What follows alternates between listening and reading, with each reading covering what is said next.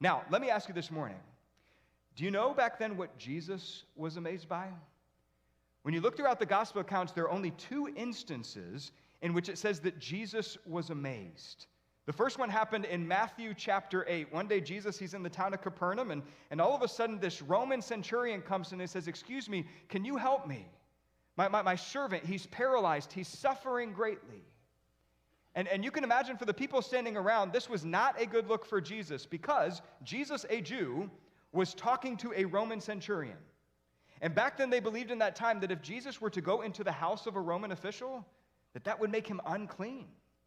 And so you can imagine the people standing around are thinking, well, Jesus is going to let him down easy, like, "Sorry, sir, I can't help you. Have a nice day."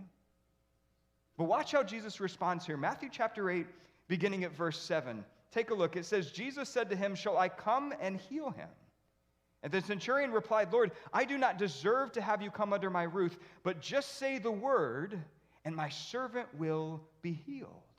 In other words, hey, Jesus, I know it would be a bad idea for you to come to my home, but guess what? I believe that you don't even need to come to my home. In fact, I believe that if you wanted to say the word right here, right now, miles away, my servant would be healed. Now, take a look at how Jesus responds to this in verse 10. When Jesus heard this, he was what?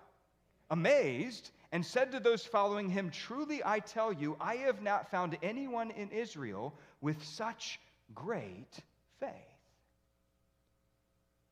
You see, the reason why Jesus was amazed by this Roman centurion was because he had such great faith that he believed that Jesus could heal this man from afar. He didn't even need to come to his home. And notice how Jesus explains his amazement. Hey, I haven't seen this kind of faith in all of Israel. Like, I've met with a lot of people, but you, Roman centurion, you amaze me with your great faith.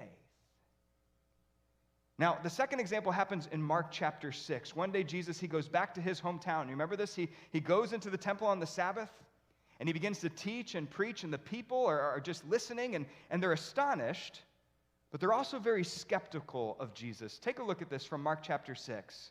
They said, "Where did this man get these things?" they asked.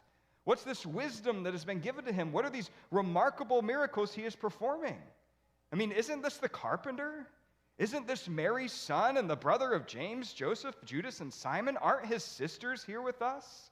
And they took offense at him.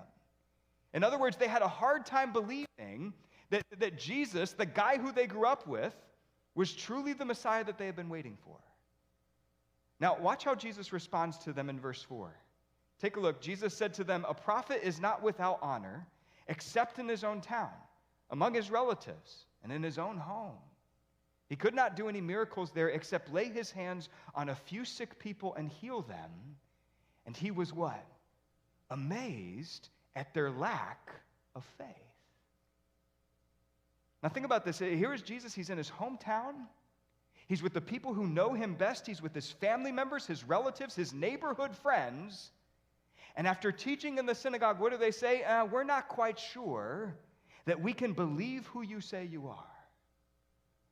And Jesus, he just looks at them, and he is amazed by their lack of faith. And so, friends, when you look throughout the gospel accounts, we see that the two things that amazed Jesus was great faith and a lack of faith.